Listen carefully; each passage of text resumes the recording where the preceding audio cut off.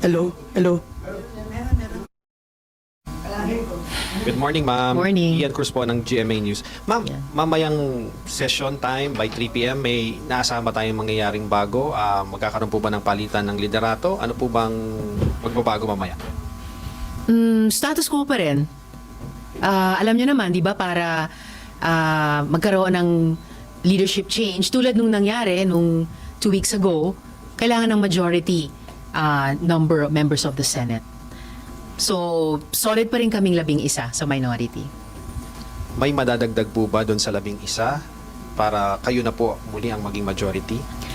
Sa ngayon, wala pa pong naidaragdag, kaya kami sa minority ay nakatutok talaga dun sa, panunumbalik ng pagtingin ng ating mga kababayan sa atin, sa Senado, at pagpapatuloy ng mga trabaho namin sa pagsulong ng mga panukalang batas, pagsagawa ng mga investigasyon sa mga resolusyon.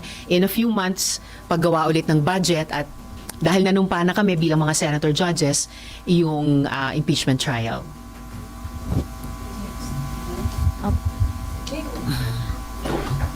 Opo, Sen, yun pong sa 11, sabi niyo po, solid pa rin sa ngayon, wala pang Yes. nadadagdag. Mama, ano po yung nagiging challenge dun sa mga negotiations, if I may say negotiations, or talks with other senators into joining your bloc?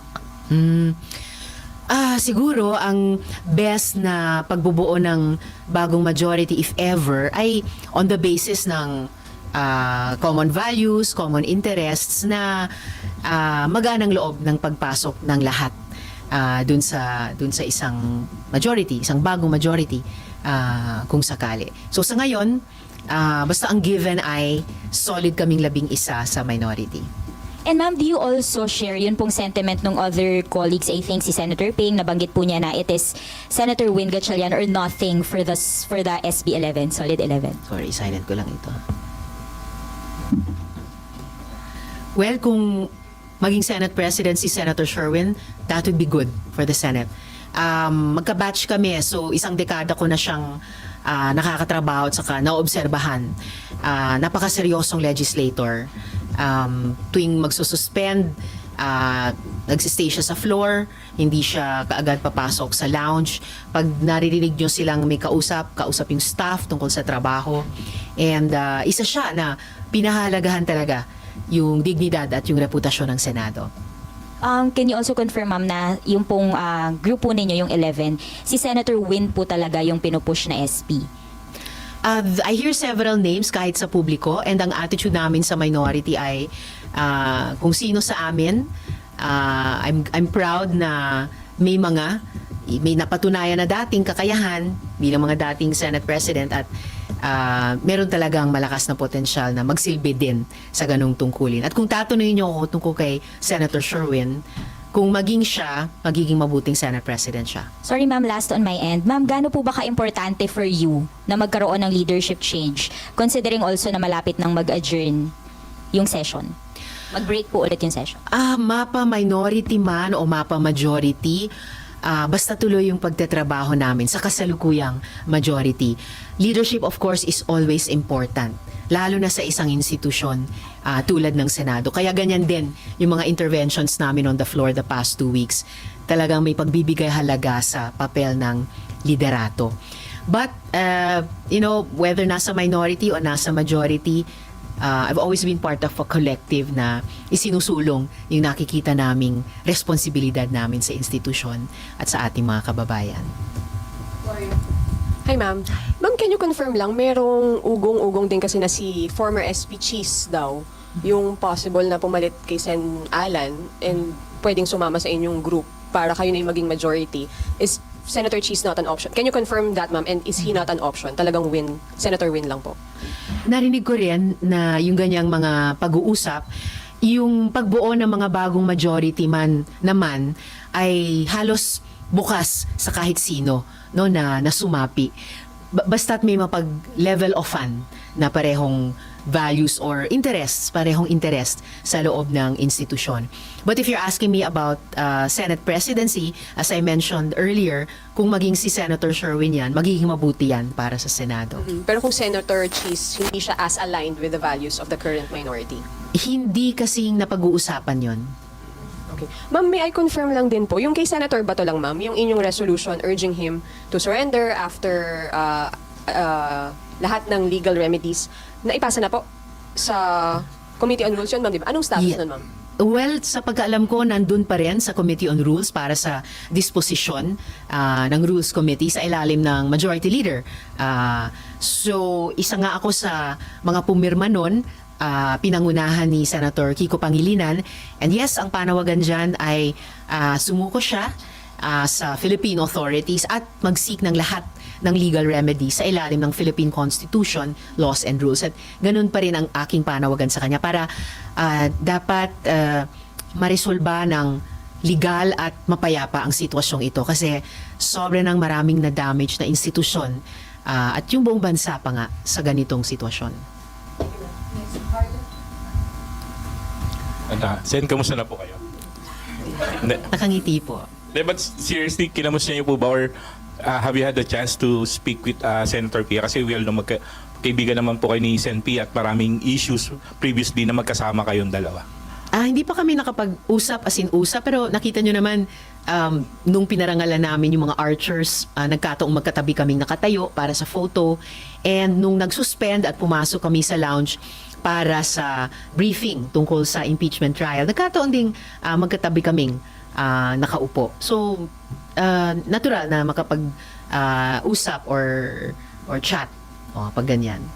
Ma'am, do you share the sentiments of many na eto na yung, kasi nabanggit din to ni Senator Ping over the weekend that this is the lowest of lows of at least recent history ng Senate as an institution. Sinabi ko rin yon pagkatapos ng mga pangyayari nung nakaraang linggo at yung 2 weeks ago, pati sa privilege speech ko na this is really the lowest na inabot ng Senado.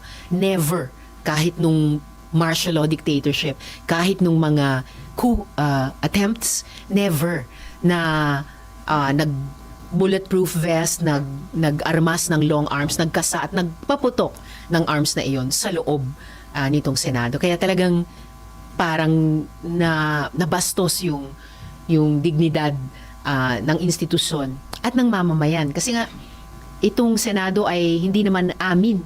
Stewards lang kami dito. Hindi namin ito bahay, hindi namin ito taguan. Ito ay Senado ng mamamayan. So, kailangan talagang iangat, itayo namin ulit ang Senado tulad ng dati at mahabang panahong pagtingin ng mga Pilipino sa kanya. And paano po matutulungan na ibangon yung dignidad at respeto ng taong bayan sa Senado kung magpupush po ulit ng another leadership revamp, another leadership change sa Senado? Kung manatili man ang kasalukuyang liderato, kung mapalitan man ang kasalukuyang liderato, tingin ko hindi yan contradictory kung sakali sa paggawa ng tungkulin ng Senado. Dahil alinmang liderato, yung kasalukuyan, o kung may bago, tulad ng mga nakaraan, pareho ang tungkulin. And yun ay nakaatang sa aming lahat, bawat isang senador, mapa-minority man kami o mapa-majority. Thank you. So ma'am, ano yung nakikita ninyo para nga makabangon yung image ng Senate? Aside dun sa kasi sinabi ni Senator Ping, isa sa nakikita nila para magkaroon ng fresh start, yung nga magkaroon ng change ng Senate leadership. Pero para sa inyo, the same work pa rin naman kahit magpalit. So anong nakikita nyo? Paano makakabangon? Kasi meron ding grupo na nanawagan, magsipag-resign na lang daw yung mga sumira sa imahe ng Senate. So magsimula tayo dun sa ongoing investigation.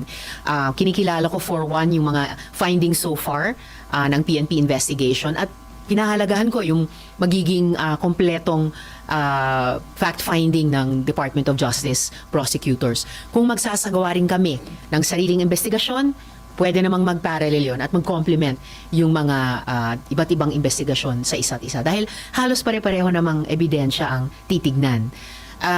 So, at lampas dun sa investigasyong iyan kung saan talagang dapat masagot bukod sa, at kita kasi sa video, sinong unang nagpaputok, bakit nagpaputok, yung tanong na papaano nangyari ang lahat ng ito. At kung may matukoy yung investigasyon or mga investigasyon na mga dapat managot, dapat talagang panagutin sila at walang pagtatakip sa anuman. Ano yung pwedeng maging worst scenario sa Senate kung wala kayong magawa para makarecover, mabawi yung magandang imahe ng Senate? Meron pa bang worse doon?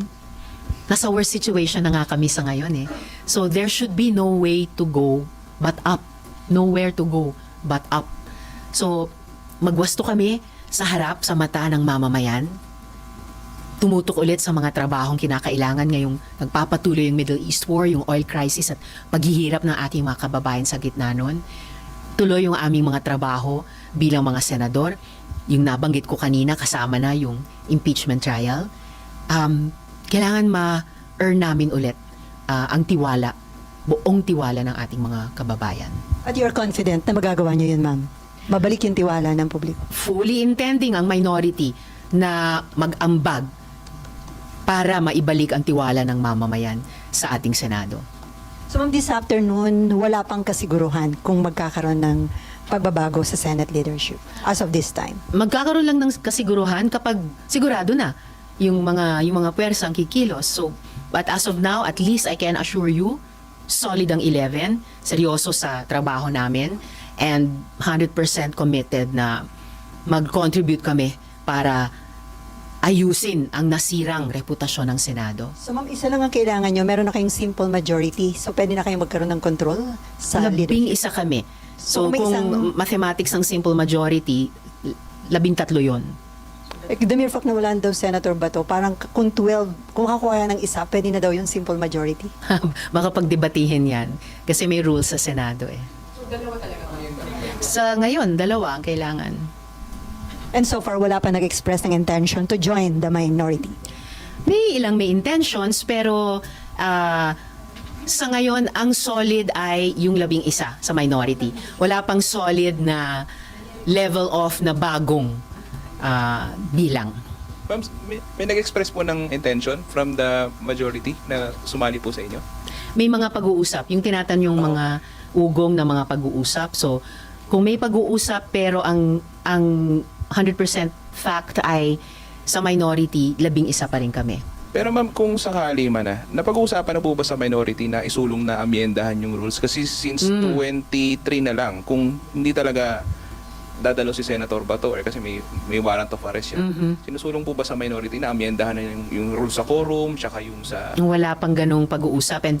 But speaking of pag-amyenda sa rules, kapag biniring up sa floor yung pag-amyenda sa rules para payagan na bumoto online, tututulan ko ng matindi.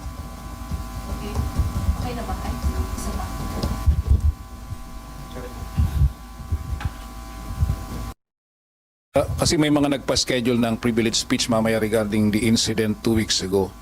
Do we expect some emotional outburst uli regarding this? Or kung meron man, paano ito makatutulong na pag-usapan yung seryosong nangyari 2 weeks ago? Kung may emotional outbursts man, wala namang problema basta't idudugtong dun sa paano ito makakatulong. So ilalagay dun sa yung emosyon nating lahat bilang tao, dun sa konteksto na paano aasta at kikilos ang Senado para tugunan yung damdamin, yung kaisipan, yung pagdududa at yung pangangailangang matindi ng ating mga kababayan. So basta paabutin namin dun sa level na yon, then magiging kapaki-pakinabang. Ma'am, yung reso on Senator Bato to surrender, ano po ba yun yung sabi nyo nga, seek legal remedies po? So, kapag sumurrender si Senator Bato, hindi siya agad pwedeng ilipad ng dahig kahit ICC warrant po yung isa-serve sa kanya kasi he can seek legal remedies muna sa local courts. Tama po ba? May nagsasabi na sa ilalim ng Rome Statute na operational sa Pilipinas hanggang 2019 at sa ilalim din ng mga batas ng Pilipinas, pati yung ilan sa mga pinakabagong batas na may interpretasyon na pwede nang magdesisyon ang gobyerno na ilipat siya dun sa ICC. Pero dahil merong judiciary dito na minsan o 2 beses na niyang hiningian ng TRO, ibig sabihin may mga legal remedies pa dito sa Philippine Judiciary. So, meaning depende po sa gobyerno kung ibibigay siya agad pag sumurrender siya o nahuli siya sa dahig. Depende sa gobyerno at depende rin sa kanyang mga legal moves vis-a-vis yung Philippine courts. Thank you, ma'am. Ma'am, si General Aplasca nakita namin last week. Kanina nakita rin namin siya. Sa caucus ba natatalakay ba? Ano na ba talaga status niya? Suspended na ba siya o dito pa rin siya? Hindi namin siya napag-uusapan. Well, I don't know about the majority caucus. Kailangan sila ang tanungin nyo. Pero hindi namin siya napag-uusapan sa minority. Pero sa pagkaalam ko, suspended nga siya ng Office of the Ombudsman para sa 6 na buwan. Gayunpaman, inaasahan ko na magiging available siya para sa anumang investigasyon dahil naging active participant din po siya sa mga kaganapan ng gabing iyon. Ma'am, sa ibang topic, kay Sen. Robin, may move ba sa minority na isa lang din siya sa ethics complaint dahil dun sa ginawa po niya, dun sa pagsasakay kay Sen. Bato, paalis po ng Senado? Wala kaming napag-uusapang ganyan. Hindi ko alam kung may mamamayan na magrereklamo ng ganon sa Committee on Ethics. Sorry.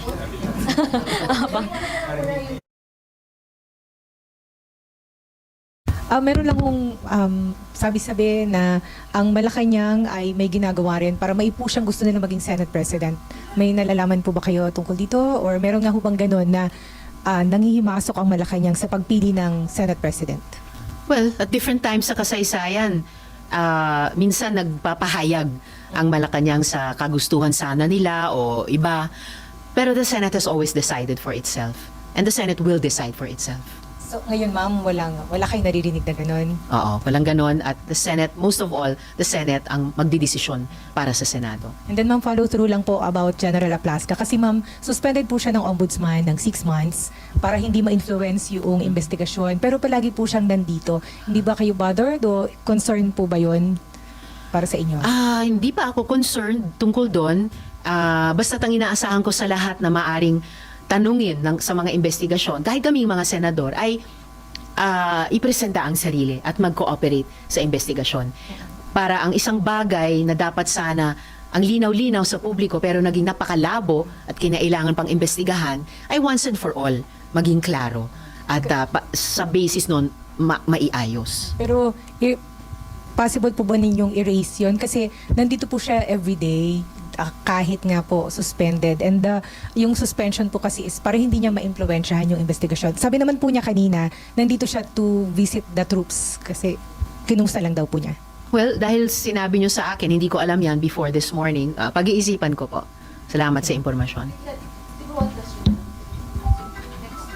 Ma'am, on the part of the senators, may dapat bang managot dun po sa nababanggit po ninyo na pagkawala ng tiwala ng publiko sa Senado? And paano po yung ganong accountability measure? Of course, in principle, collectively, lahat po kami ay dapat managot. Kasi hindi naman iisang senador ang buong Senado. Lahat kami ang Senado. So kung paano kami dapat managot, kailangan gawin namin ang lahat at huwag hadlangan na magkaroon ng kompleto at maayos na investigasyon na sasabihin, ire-report sa publiko lahat ng findings para hindi na maging malabo yung mga pangyayari pero malinaw na malinaw. And on the basis ng findings na yon ay bigyang daan namin at sundin yung applicable sa amin na mga rekomendasyon ng pagwawasto, anuman iyon. Okay, so, ma'am, doon sa accountability, doon sa bahilan for May 13, SP Cayetano bilang accountable. Is it possible ba na si Aplasca lang ang nag-decide on his own na gano'n yung gagawin niya or could he have consulted with SP at magbigay siya ng musik? Hindi ko alam yung facts na yon. So wala akong kumbaga personal knowledge kung may kinalaman si SP Alan Peter dun sa pamamaril.